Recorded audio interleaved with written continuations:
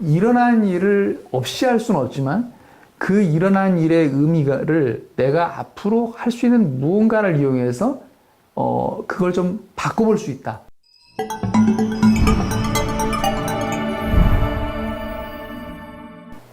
안녕하세요. 포토라TV입니다. 오늘 새로운 컨텐츠인 마음건강뉴스 진행하려고 하는데요. 그 첫 번째 시간 함께 해주실 포항지진 트라우마센터 이영렬 센터장님 모셨습니다. 안녕하세요.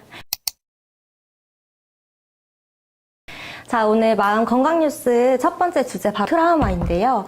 이 트라우마라는 말이 요즘 매체에서 되게 흔하게 들리는 것 같아요. 그래서 평소에도 좀 많이 사용을 하게 되는데 예를 들면 어떤 직장 동료가 싫으면 뭐 그 사람한테 트라우마 있어 라던가 어떤 특정 음식이 싫다 그러면 나 그 음식에 트라우마 있어 요렇게 또 말을 하곤 하더라고요. 요런 것까지 전부 다 트라우마에 해당을 하는 건지 단어는 굉장히 익숙한데 트라우마라는 게 확실히 어떤 것을 말하는지 잘 모르겠어요.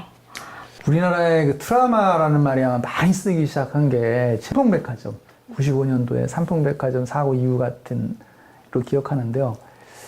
그전에는 트라우마라고 하면 아무도 못 알아들었어요. 근데 지금은 이제 너나 없이 다 트라우마라고 해가지고 너무 또 흔해져서 그런 것 같은데, 트라우마라는 말은 그냥 말 그대로 외상, 상처를 받은 거죠.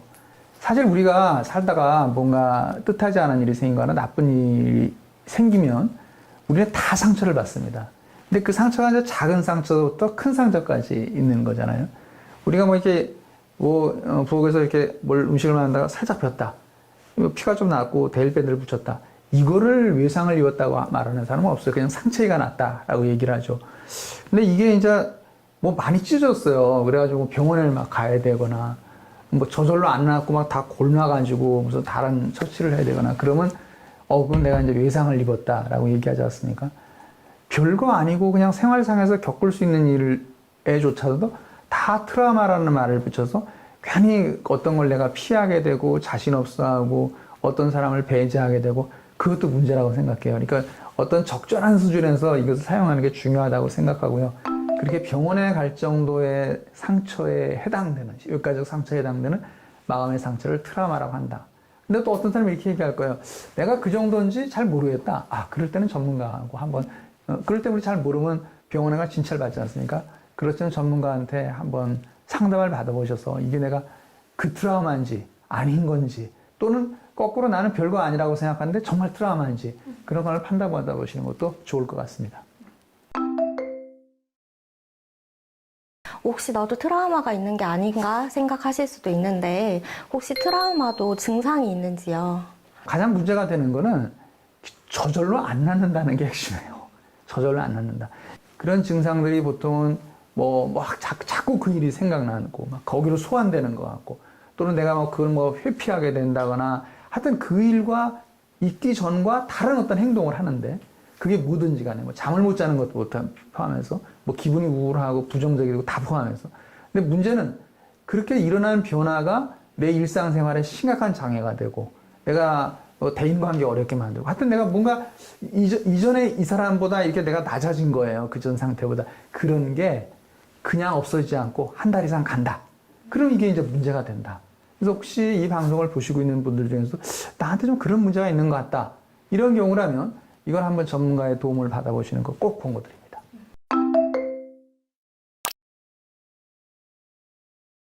똑같은 사건을 겪더라도 어떤 분들은 금방 괜찮아지기도 하시고 반대로 오랜 시간이 지나도 여전히 힘들어 하시는 분들이 많은데요. 혹시 왜 이런 차이가 나는 걸까요? 어떤 일이 나한테 생겼는데 그 일이 정말로 내가 힘들고 두려워하고 그전에도 그 비슷한 일이 있었고 내 고민의 어떤, 우리 흔히 컴플렉스라고 하는 거, 그런 부분과 연관된 일이라면 그냥 말 한마디 툭 던진 거지만 나는 그냥 말 한마디 던졌을 뿐인데 그 사람한테 돌이킬 수 없는 상처, 아주 심각한 외상이 되겠죠. 또 내가 지금 내 전체적인 어떤 저항력이랄까, 그런 상태도 중요하지 않겠습니까? 건강한 사람 같은 경우는 영화 같은 거 보면 이렇게 주인공은 총알을 맞아도 전진하잖아요. 근데 만일 저처럼 좀 나이도 좀 있고 또 몸에 병도 있고 그런 사람이라면 돌멩이 하나도 그 사람의 생명을 위협할 수가 있겠죠. 제일 중요한 게 그 사람이 받은 손상을 가지고 왜 너는 이래? 왜 너는 이렇게 힘든 거야? 이렇게 얘기하기 전에 그 사람의 상태를 봐야 되고, 그 사람이 내가 정말 힘들어. 나 정말 많이 다쳤어. 나 힘들어. 그 필두나. 그렇다고 한다면 그 사람의 트라우마를 인정해주고 또 그것을 도와주는 것이 맞는 자세라고 생각합니다. 트라우마에 대한 저항력을 기르는 방법이 있을까요? 가장 중요한 요소는 놀랍게도 체력이에요. 신체적인 건강 상태가 굉장히 중요합니다. 그래서 체력적으로 우월한 상태에 있는 것이 트라우마에 대해서도 굉장히 큰 내성을 갖는다고 그러고요. 성격 자체가 뭐 좀 더 낙천적이고 뭐 감사하는 습관, 뭐 여러 학자들이 얘기하죠. 뭐 유머 감각이 있느냐, 뭐 이런 어떤 그런 부분들이 또 트라우마에 대한 내성을 굉장히 키운다고 알려져 있기 때문에 우리가 그런 것들을 이제 평소에 좀 키우려고 노력을 한다면 우리가 살면서 어려운 일을 안 당할 수야 없지 않겠습니까? 사람이 살아가는데 그런 거에 미리미리 좀 대응하는 것이 될 것 같고, 예전에 이제 그 월남전 당시에 포로 수용소에 수용돼 있던 사람 중에서 누구는 그 상황에 절망을 해서 그 이제 협상이 끝나서 생환대 돌아오는 기간까지 견디지 못하고 스스로 진짜 죽은 사람들이 있고, 또 잘 견뎌서 돌아온 사람들이 있는데 그 잘 견뎌서 돌아온 사람들의 특징이 낙관적 현실주의적인 사고방식을 가진 사람이라는 연구가 있습니다. 무슨 소리냐면 낙관적이되 아닌 부분은 아닌 부분들을 현실로 인정하고 받아들이는 자세. 이런 균형 감각이 중요하다는 거죠. 그래서 그렇게 치우치지 않는 마음 자세, 좀 융통성 있고 유연한 정신 자세. 역시 건강한 정신의 건강한 마음이네요.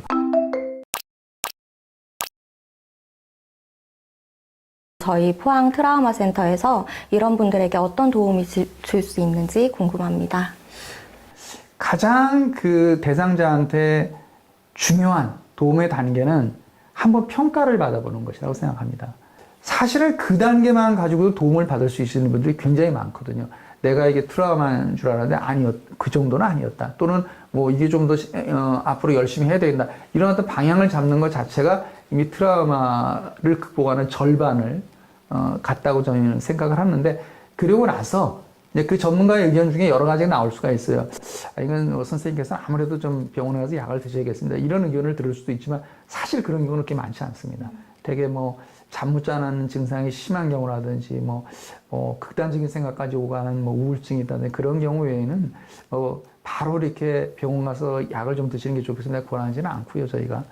대개 또 이 트라우마 센터 내에서 할 수 있는 프로그램들을 먼저 권하거든요. 거기 이제 저희 홈페이지에 접속해 보시면 여러 가지를 또 확인해 보실 수가 있을 텐데, 그런 걸로 해보고, 또 그냥 그 프로그램까지 참여하지 않다고 하더라도 또 나와 비슷한 문제를 가진 사람들의 경험을 공유하고 하는 과정 자체가 이 트라우마 치유를 시작할 수 있는 좋은 계기가 되기 때문에 거듭 강조합니다. 일단 한번 와서 한번 평가를 받아보시고 상담을 받아보셔라. 그리고 저희가 또 좋은 게 이게 포항 시민들 누구에게나 꼭 지진이 아니래도 다른 어떤 트라우마라도 무료로 다 이렇게 개방이 돼 있고, 그리고 저희가 근무 시간 주 5일 근무 공휴일은 안 하지만 그동안은 아침 9시부터 저녁 6시까지 언제든지 저희 센터 이용하실 수 있습니다. 센터장님 말씀처럼 저희 포항 트라우마 센터 많이 이용 부탁드리고요. 끝으로 트라우마 회복을 위해서 필요한 말씀 한마디 해주신다면요. 어려운 일을 당하면요, 사람이 그 3P의 함정에 빠진다고 그래요. 그게 뭐냐면 첫 번째 P는 퍼스널리제이션. 그러니까 자기한테만 이 일이 벌어진 거예요. 두 번째 P는 퍼베이시브니스. 그러니까 이 일만이 아니라 난 교통사고만을 당한 게 아니라 난 전체적으로 재수가 없는 거예요. 세 번째는 퍼마넌스.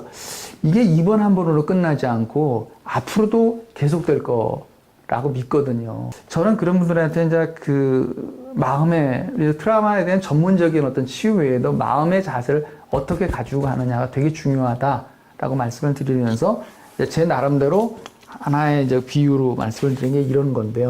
그러니까 누구나 도화지 한 장 갖고 태어났는데 나는 여기다 멋있는 그림을 누구나 그리고 싶죠. 근데 누가 정말로 뜬금없이 와서 이렇게 낙서를 가운데 퍽 해버린 그런 것이 우리가 경험하는 트라우마라고 생각이 되는데요. 망연자실하고 있으면 묘하게 나쁜 일이 또 생겨요, 진짜로.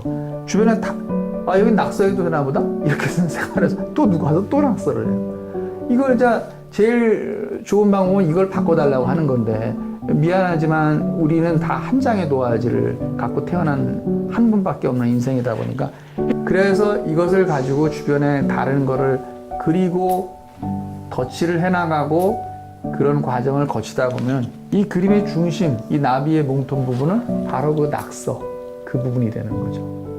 그래서 참고로 흥해 주민들의 어떤 지진 트라우마 극복을 위해서 만든 마스코트가 이 나비였더라고요. 일어난 일을 없이 할 수는 없지만 그 일어난 일의 의미를 내가 앞으로 할 수 있는 무언가를 이용해서 그걸 좀 바꿔볼 수 있다.